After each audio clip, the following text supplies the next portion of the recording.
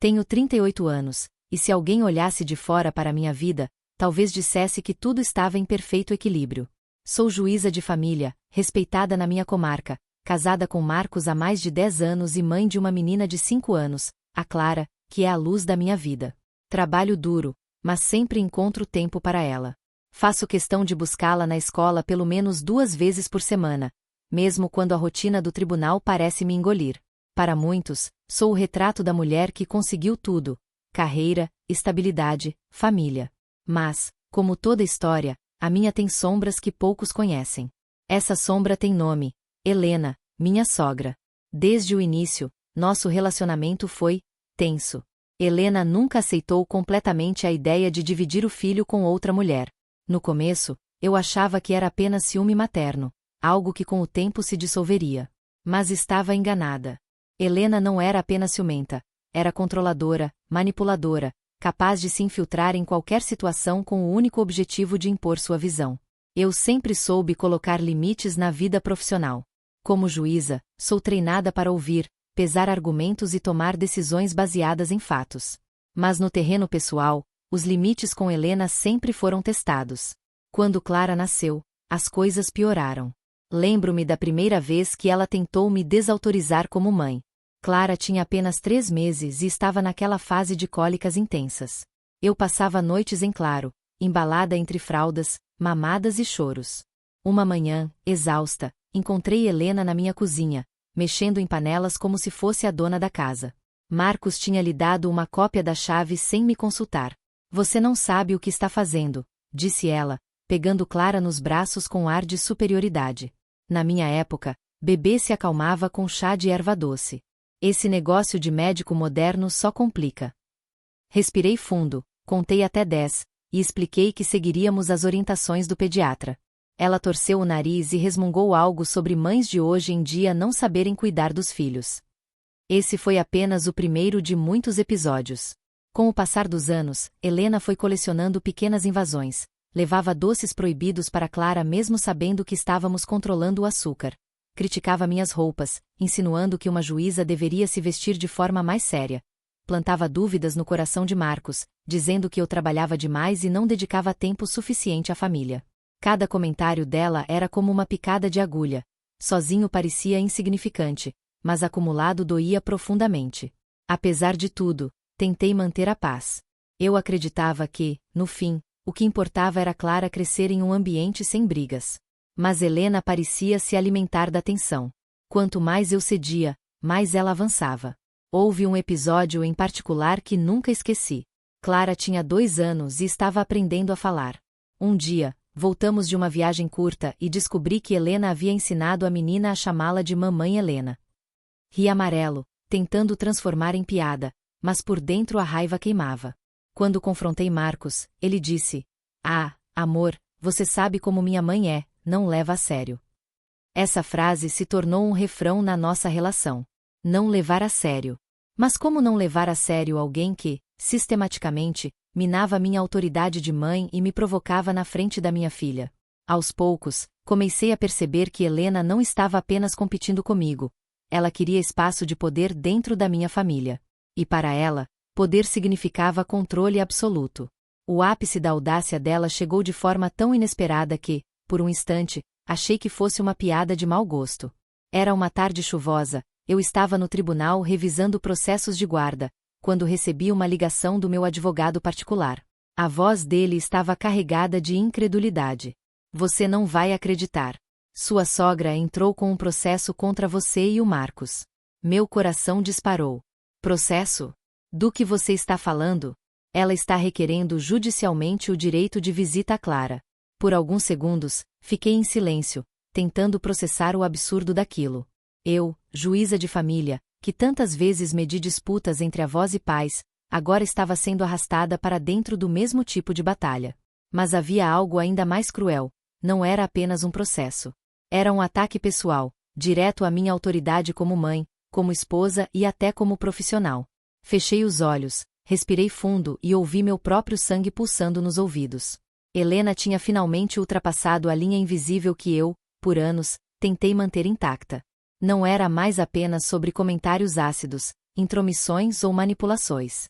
Agora ela havia transformado nossa guerra silenciosa em uma batalha declarada, e no terreno que eu conhecia melhor, o tribunal. Naquele instante, percebi que minha vida, tão cuidadosamente equilibrada entre carreira e família, estava prestes a desmoronar. E, pior, a ameaça vinha de dentro da própria família. A notícia do processo caiu sobre mim como uma sentença sem apelação. Eu, que tantas vezes havia visto mães e pais chorarem diante de mim, sentindo o peso da justiça sobre seus ombros, agora estava do outro lado. Eu era a parte vulnerável, a acusada, a mulher que precisava provar ao mundo que era capaz de cuidar da própria filha. Nos primeiros dias, mal consegui dormir. O quarto que antes era um refúgio tornou-se um tribunal imaginário. Eu me deitava e, em vez de sonhar, via flashes de julgamentos, acusações ecoando no escuro, o rosto frio da minha sogra sorrindo de vitória. Sentia a respiração pesada de Marcos ao meu lado, mas o silêncio dele era ensurdecedor. A dor não era apenas pessoal, era também profissional.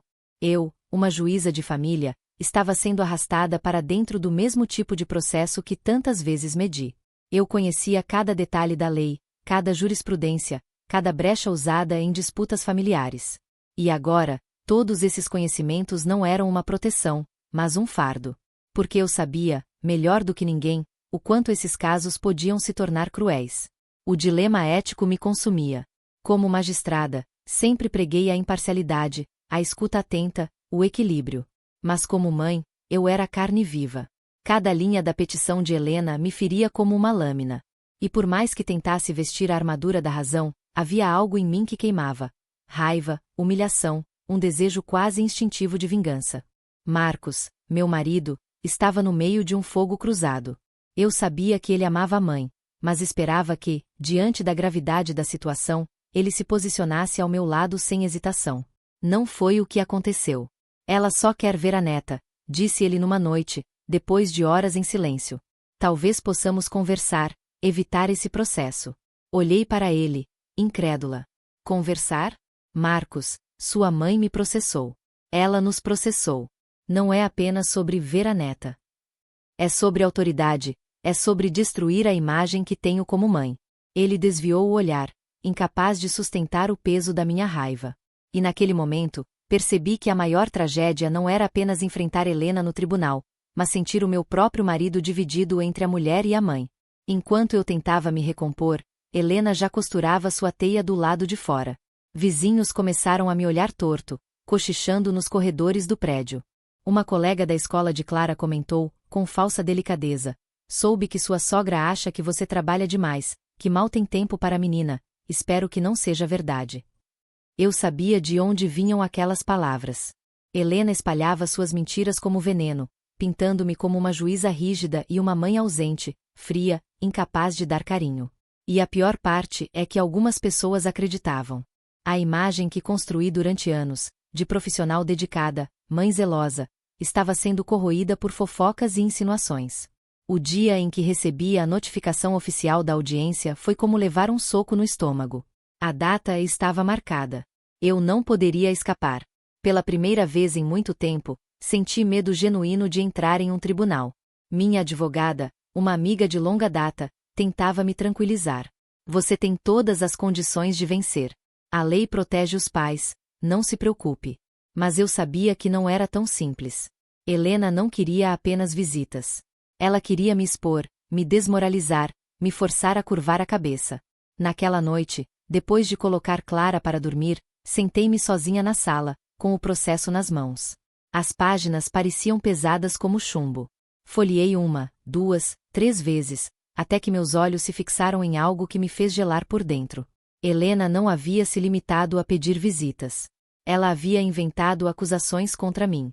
Lá estava, em preto no branco, alegações de que eu deixava Clara sozinha em casa para me dedicar ao trabalho, insinuações de que eu usava medicação controlada e não estava em condições psicológicas de criar minha filha. Mentiras, absurdos, construções sem qualquer fundamento. Mas escritas em um documento judicial, aquelas mentiras ganhavam um peso terrível. Meu coração disparou. Eu, que tantas vezes tinha desmascarado falsos testemunhos, agora era a vítima deles. As mãos tremiam enquanto eu lia, e por um instante me vi pequena, acuada, como tantas mães que vi chorarem diante de mim. Naquele momento, a raiva se transformou em algo diferente. Não era mais apenas dor. Era determinação. Se Helena queria guerra, teria. Não seria fácil. Eu teria que enfrentar não apenas minha sogra, mas também os olhares desconfiados, as dúvidas, as armadilhas emocionais. Mas eu não deixaria que ela arrancasse de mim aquilo que mais amava, minha filha e a minha dignidade. O tribunal estava marcado como campo de batalha. E, desta vez, eu não seria juíza. Eu seria ré, mãe, mulher, e lutaria com todas as armas que tivesse. Nos dias que antecederam a audiência, minha casa se transformou em um quartel-general. Pilhas de documentos ocupavam a mesa da sala, junto a anotações escritas à mão, post-its coloridos e resumos de jurisprudências que eu mesma havia selecionado. Minha equipe jurídica me apoiava com dedicação, mas eu não conseguia delegar completamente. Era como se, ao mergulhar em cada detalhe, eu recuperasse um mínimo de controle sobre a tempestade que minha sogra havia provocado. Eu não poderia atuar como juíza no meu próprio caso, claro. Mas minha reputação no tribunal era sólida. Anos de decisões justas, imparciais, muitas vezes difíceis, mas sempre fundamentadas. Eu sabia que isso pesaria a meu favor, e, ao mesmo tempo, contra mim. Afinal, bastaria um tropeço, um deslize, para que todos os olhos apontassem para mim com a acusação silenciosa de hipocrisia. As noites eram longas, e o silêncio da madrugada se tornava companheiro das minhas reflexões. Enquanto revisava depoimentos e analisava cada linha do processo, flashes de outros casos surgiam na memória. Eu via o rosto de Ana, uma mãe que, anos atrás, lutava para impedir que a sogra interferisse na criação de seu filho. Lembro-me da forma como Ana chorava diante de mim, implorando para ser ouvida. Naquele julgamento, tive de separar emoção de lei. Hoje, ironicamente, eu estava no lugar dela. Esses flashbacks eram como punhaladas, mas também combustível. Eu sentia empatia não apenas como profissional, mas como mulher que agora conhecia, na pele, o gosto amargo da injustiça. Enquanto eu me preparava, Helena também se movia no tabuleiro. Ela sabia manipular as pessoas, e fazia isso com maestria. Ouvi relatos de que ela aparecia em missas da paróquia local, distribuindo lágrimas e histórias distorcidas sobre mim. Minha netinha está sendo afastada de mim. Minha nora não tem coração, dizia, conquistando olhares de compaixão. Eu já podia imaginar os cochichos se espalhando como rastilho de pólvora. A juíza fria, a mãe ausente. No tribunal, os bastidores eram como um palco antes da cortina se abrir. Vi Helena chegando com seu advogado, um homem astuto, conhecido por explorar brechas com frieza. Ela caminhava como se fosse a protagonista de uma peça, cada gesto calculado, cada olhar carregado de falsa fragilidade. Quando nossos olhares se cruzaram, houve um silêncio pesado. Ela se aproximou, com aquele sorriso cínico que só quem me conhecia poderia decifrar. Espero que não leve para o lado pessoal, querida, disse, com voz melosa. Isso tudo é apenas pelo bem da Clara. Respirei fundo, sentindo o veneno escorrer por trás das palavras. Se fosse realmente pelo bem da Clara, Helena, não estaríamos aqui. Seu olhar endureceu por um segundo, mas logo voltou à máscara de avó preocupada. Foi nesse momento que percebi. Para ela, não importava ganhar ou perder juridicamente. O que importava era me ver sangrar em público, corroer minha imagem, me reduzir diante de todos. Durante a preparação com minha equipe, ensaiei respostas, organizei documentos, preparei testemunhas. Mas no fundo, eu sabia que a verdadeira batalha não seria apenas técnica. Seria psicológica. E eu precisava estar pronta. A audiência começou com formalidade, mas o ar estava denso.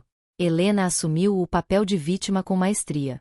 Sua voz embargava no momento exato, as lágrimas brotavam como se fossem espontâneas. Ela falava de amor, de dedicação, de como sempre esteve presente na vida da neta, omitindo, claro, as vezes em que me desrespeitou, em que tentou ocupar o meu lugar. Ouvi cada palavra com o estômago embrulhado, mas mantive o rosto impassível. Como juíza, sabia da importância da postura. Como ré, entendi que qualquer reação impulsiva poderia ser usada contra mim. O advogado dela era hábil. Fez perguntas sugestivas, tentou insinuar que meu trabalho me afastava de Clara, explorou cada estereótipo de mulher que prioriza a carreira e esquece a família. Eu me segurei. Cada ataque era um teste, e eu precisava mostrar frieza calculada. Nos intervalos, Helena fazia questão de se aproximar. Uma vez, encostou-se a mim e murmurou, quase inaudível: "Você pode enganar o tribunal, mas nunca vai enganar a família. Clara sempre será minha." Aquela frase ecoou como uma ameaça. Não apenas legal, mas pessoal, íntima. E foi ali que percebi o verdadeiro tamanho da obsessão dela. Enquanto a audiência avançava, algo me chamou a atenção. Em seu depoimento, Helena relatou ter passado fins de semana inteiros cuidando de Clara sem minha presença, alegando que eu estaria viajando a trabalho. Conhecendo cada detalhe da minha agenda, sabia que isso era impossível. Naqueles mesmos fins de semana, eu estava em casa, cuidando de Clara, e havia registros, fotos, mensagens, até notas de reuniões canceladas, que comprovavam uma contradição. Pequena à primeira vista, mas explosiva no contexto. Helena havia se enredado na própria teia de mentiras. Naquele instante, enquanto ela discursava teatralmente, eu mantive a expressão neutra. Mas por dentro, senti algo despertar. A primeira brecha real, a fissura que poderia virar o caso a meu favor. O jogo de poder ainda estava em andamento, mas agora eu tinha uma carta valiosa nas mãos. E, ao contrário de Helena, eu sabia exatamente quando e como usá-la. O dia da audiência final chegou como uma tempestade anunciada. O corredor do tribunal estava lotado de olhares curiosos, funcionários, conhecidos, até rostos estranhos que eu nunca tinha visto antes, todos ávidos pelo espetáculo. Não era um processo qualquer. Era a juíza de família, agora no banco dos réus da vida pessoal. O ambiente estava carregado. As paredes que tantas vezes me viram sentada na cadeira da magistrada agora me viam como parte vulnerável, mãe em luta. O silêncio era denso, quebrado apenas pelo ranger das cadeiras, pelo pigarro de alguém ao fundo, pelo tic-tac implacável do relógio.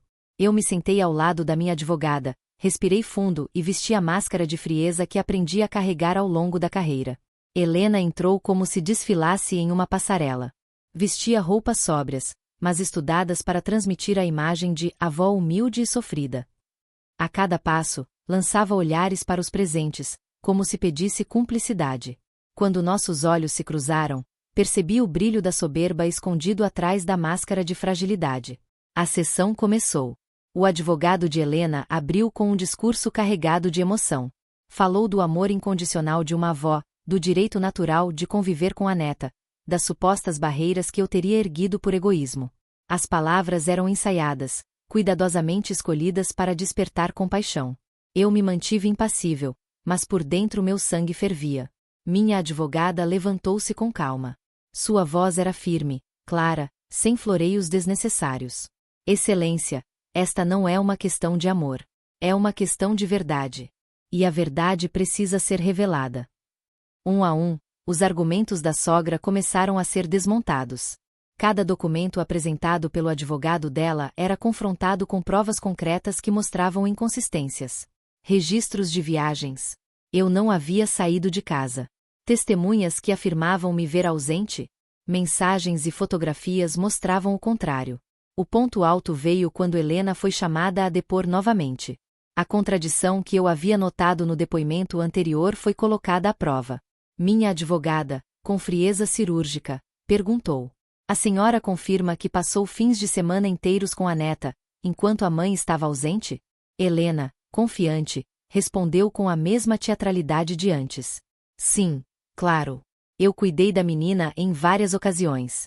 Foi então que minha advogada apresentou provas, registros de mensagens minhas enviadas à escola de Clara, confirmando presença em atividades justamente nos fins de semana citados, fotografias de nós três em casa, tiradas naquelas mesmas datas, até registros de audiência que eu havia cancelado para ficar com minha filha. O silêncio na sala foi ensurdecedor. Helena hesitou, engoliu seco, tentou remendar. Talvez eu tenha me confundido com as datas, a memória já não é tão boa. Mas a máscara já havia caído. As testemunhas que antes pareciam firmes em suas versões começaram a vacilar. Uma vizinha, pressionada pela exibição de mensagens contraditórias, admitiu que Helena havia pedido para ela exagerar um pouco sobre minha ausência. Outra pessoa, claramente desconfortável, revelou que tinha sido convencida pela sogra de que eu não dava carinho à filha, sem nunca ter visto nada disso de perto. Enquanto isso, eu observava, silenciosa. Minha experiência como juíza me permitia antecipar cada jogada, cada reação. Eu sabia o peso de um silêncio bem colocado, de uma pausa dramática, de uma prova exibida no momento certo. Era como assistir a uma peça cujo roteiro eu já conhecia, e no qual o desfecho estava prestes a ser selado. O tribunal assistia ao desmoronar de uma narrativa que Helena havia construído com tanto zelo. A mulher que se apresentará como avó amorosa e vítima de uma nora fria agora aparecia como manipuladora, capaz de mentir sob juramento e arrastar pessoas inocentes para o seu teatro. O momento de triunfo não veio com gritos, mas com o silêncio pesado da derrota. Helena, acuada, já não conseguia sustentar o papel. A cada prova exibida, seu semblante perdia força. O advogado dela tentava recuperar o controle, mas a fragilidade das mentiras já estava exposta. Por fim, o juiz responsável pela causa, homem íntegro que eu conhecia de longa data, proferiu a sentença com voz firme. Este tribunal entende que não há fundamentos que justifiquem o pedido da requerente. Fica constatado, ainda, o uso de informações falsas e contraditórias para tentar induzir esta corte ao erro. O processo é indeferido, e recomenda-se cautela em futuras tentativas semelhantes. A decisão ecoou como um veredito não apenas jurídico, mas moral. Helena se levantou com dificuldade. Seus olhos, antes cheios de desafio, estavam marejados não de dor, mas de humilhação. O sussurro do público foi inevitável, cochichos, olhares reprovadores, alguns até de reprovação aberta. A mulher que buscava reconhecimento saiu dali exposta, desmascarada diante da comunidade. Eu não comemorei em voz alta. Não havia espaço para isso. Mas por dentro, senti uma descarga de alívio e vitória. Não apenas por mim, mas por todas as mães que já haviam sido injustiçadas, acusadas injustamente, silenciadas. Enquanto deixava o tribunal, segurei firme a mão de Clara, que esperava por mim com um sorriso inocente. E naquele gesto simples, encontrei a verdadeira vitória. Ela era minha filha, minha verdade, meu maior veredito. Saí do tribunal com a sensação de ter atravessado uma tempestade e finalmente enxergado o céu limpo. Não houve aplausos, não houve fogos de artifício, mas o silêncio que acompanhou a queda de Helena foi mais ensurdecedor que qualquer comemoração. Eu compreendi, ali, que a vingança verdadeira não está em gritar vitória, mas em assistir a verdade se impor, firme e implacável, diante de quem tentou destruí-la. Naquela noite, em casa, Marcos e eu nos sentamos à mesa em silêncio. O peso das últimas semanas estava estampado no rosto dele. Eu esperava mais uma tentativa de justificativa, alguma frase evasiva, mas, em vez disso, ele segurou minha mão e disse apenas: eu estava cego. Nunca imaginei que minha mãe fosse capaz de tanto. Olhei para ele, tentando decifrar sua sinceridade. Havia mágoa em mim, claro. Mágoa por ter enfrentado não só Helena, mas também a indecisão dele. Ainda assim, naquele momento, senti que algo se reconstruía entre nós. Não uma reconciliação plena, isso levaria tempo, mas um reconhecimento. Ele, finalmente, havia enxergado a extensão do veneno da mãe. Depois, subi para o quarto de Clara. Ela já dormia, abraçada ao seu coelho de pelúcia. Sentei-me na beira da cama e acariciei seus cabelos macios. Ali, no silêncio da noite, reafirmei meu maior compromisso: ser a mãe que ela precisava, a mulher que não se deixaria abalar por mentiras. Eu não era apenas juíza de família nos autos de um processo. Eu era a juíza da minha própria história. Os dias seguintes trouxeram notícias rápidas. Helena, antes tão admirada no bairro por sua imagem de avó dedicada, agora era vista com desconfiança. As mentiras expostas no tribunal ecoaram mais alto que suas palavras ensaiadas. Pessoas que antes a apoiavam começaram a se afastar. Ela tornou-se prisioneira da própria teia, isolada pela manipulação que acreditou poder sustentar para sempre. Eu não precisei mover um dedo para que a vida lhe mostrasse as consequências. E, ironicamente, foi nesse silêncio que encontrei minha vingança. Não uma vingança ruidosa, feita de gritos ou confrontos, mas uma vingança silenciosa, onde a justiça, legal e pessoal, cumpriu seu papel. Algumas semanas depois, em uma manhã comum, levei Clara à escola. Enquanto caminhávamos de mãos dadas, percebi um detalhe simples que me fez sorrir. A tranquilidade havia voltado. Não havia mais sombras, não havia mais olhares desconfiados. Apenas eu e minha filha, livres do peso da guerra que Helena havia iniciado. Sorri em silêncio. Um sorriso que não era de triunfo arrogante, mas de paz. A justiça, enfim, estava feita. E vocês, o que fariam no meu lugar? Já enfrentaram alguém que tentou destruir sua família por ego e controle? Se a minha história mexeu com você, deixe seu like, comente sua opinião e não se esqueça de se inscrever. Porque às vezes, a vida real é mais dramática do que qualquer filme de tribunal.